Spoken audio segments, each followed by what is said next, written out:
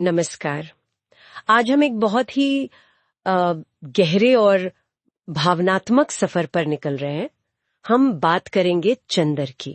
जी। गुनाहों का देवता और कुछ और अंशों के जरिए हम समझने की कोशिश करेंगे कि सुधा के जाने के बाद चंदर के अंदर क्या चल रहा है। वो जो अधूरापन होता है ना, जब प्रेम अधूरा रह जाए तो दिल पर क्या बीतती है। आज की हमारी चर्चा का मकसद यही है कि चंदर के उस गहरे दर्द को, उसकी तन्हाई को और उसके अंदर जो कश्मकश चल रही है उसे थोड़ा खोल कर देखें। बिल्कुल, ये एक बहुत ही मार्मिक विषय है और चंदर का चरित्र इसे बहुत गहराई से दिखाता है। तो सबसे पहली चीज जो सामने आती है वो है सुधा के जाने के बाद चंदर की जिंदगी में आया ठहराव, एक अजीब सा सन्नाटा। हाँ, और दिलचस्प बात यह है, जैसा आपने शुरू में कहा कि बाहर से सब कुछ वैसा ही चल रहा है। हाँ, वही तो। ये कॉलेज जा रहा है, लोगों से मिल रहा है, शायद हंस बोल भी रहा होगा। बिल्कुल, बाहरी ढांचा वैसा ही है। पर स्रोत बताते हैं कि ये सब बस ऊपर ऊपर से है। अंदर कहीं बहुत गहरे सब कुछ थम गया है, जैसे वक्त रुक गया हो उसके लिए। सही कहा। और ये जो विरोधाभास है ना, बाहरी सामान्यता और अंदरूनी वीरानी का, ये बहुत अहम है। क्यों अहम है ये? मतलब ये क्या दिखाता है? देखिए, ये दिखाता है कि इंसान कैसे अपने दर्द को छुपाता है, या शायद छुपाना उसकी मजबूरी बन जाती है। मजबूरी, समाज का दबाव, या शायद खुद की हिम्मत नहीं होती। दोनों चीजें हो सकती हैं।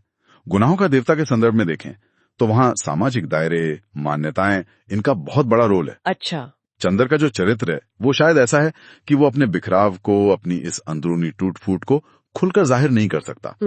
उसे लगता होगा कि ये उसकी कमजोरी मानी जाएगी, या शायद वो सुधा की याद को भी एक तरह से निजी रखना चाहता हो, उसे दुनिया के सामने लाना न चाहता हो। ये भी एक पहलू हो सकता है। बिल्कुल, कि वो दर्द इतना निजी है, इतना पवित्र है शायद उसके लिए, कि उसे वो सबके सामने नहीं लाना चाहता। तो बाहर से वो एक मुखौटा पहन लेता है।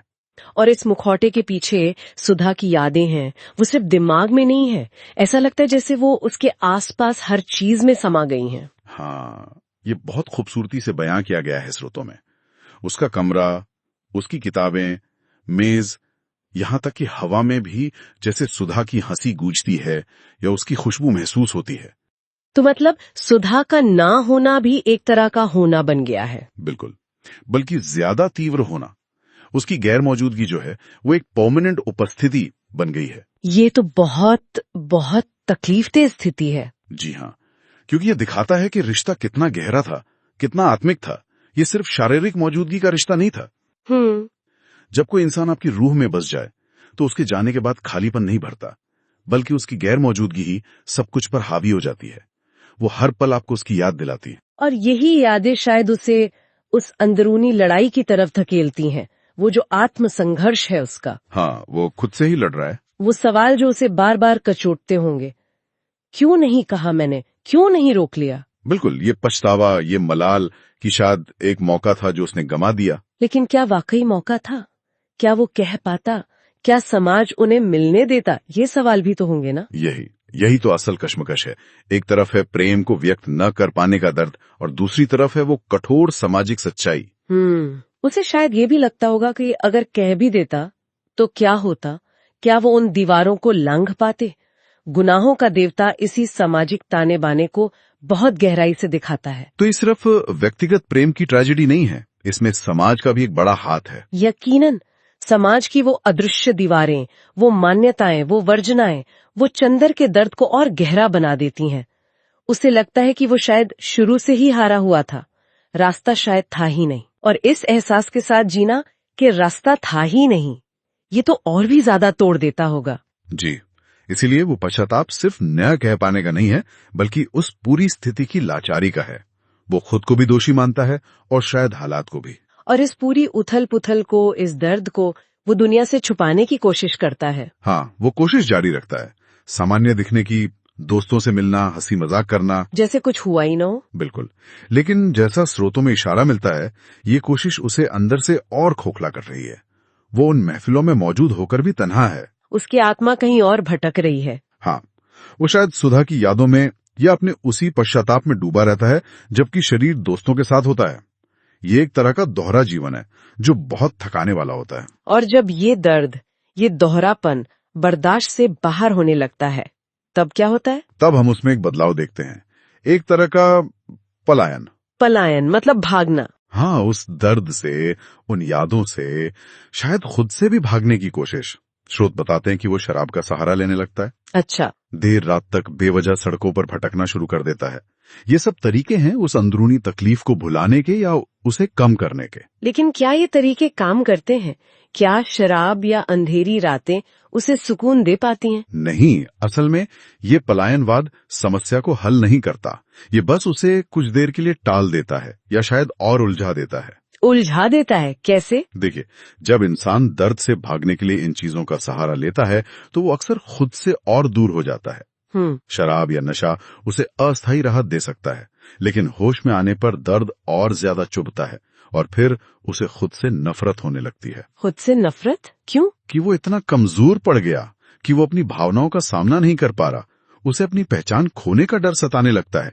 वो जो चंदर था, शायद वो कहीं खो रहा है इस प्रक्रिया में। और ये भटकना, क्या इससे यादें पीछा छोड़ देती हैं? नहीं, स्रोत बताते हैं कि हर मोड़ पर, हर गली में, रात के अंधेरे में भी उसे सुधा की याद आ ही जाती है। भागना नामुमकिन सा लगता है, वो यादें उसका पीछा नहीं छोड़ती। तो ये एक जाल जैसा है, जितना निकलने की कोशिश करो उतना ही फंसते जाओ। बिल्कुल, ये एक दुष्चक्र बन जाता है। दर्द से भागने की कोशिश और दर्द की तरफ ले जाती है, और ज्यादा अकेलेपन और खुद से नफरत की तरफ। तो कुल मिलाकर ये अधूरे प्रेम का जहर है जो धीरे धीरे उसे अंदर से खा रहा है। हाँ, जहरी कह सकते हैं इसे।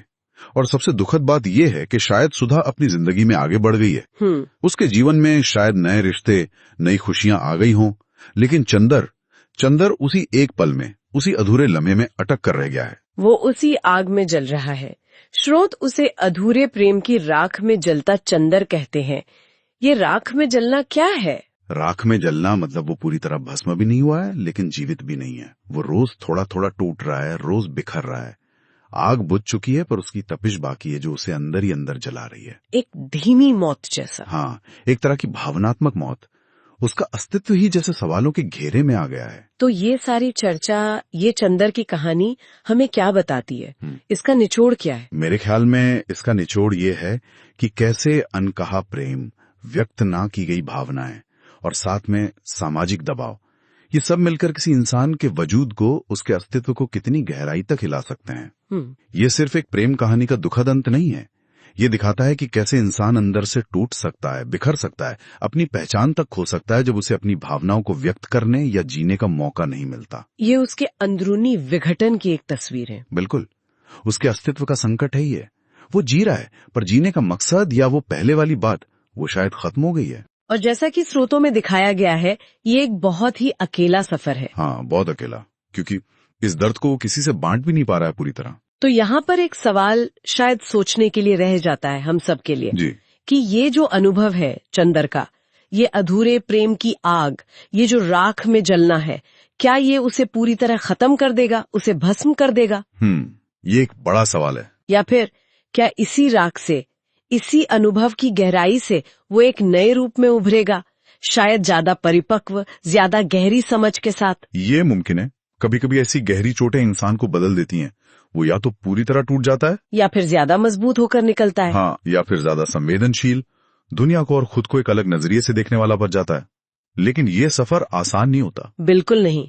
तो ये सवाल हमें उस इंसान के भविष्य की जटिलताओं पर सोचने को मजबूर करता है, जो प्रेम की ऐसी कठिन राह से गुजरा हो। इसका जवाब शायद वक्त ही दे सकता है। सही कहा। इसका जवाब शायद पाठक या दर्शक को अपनी कल्पना में खोजना होगा।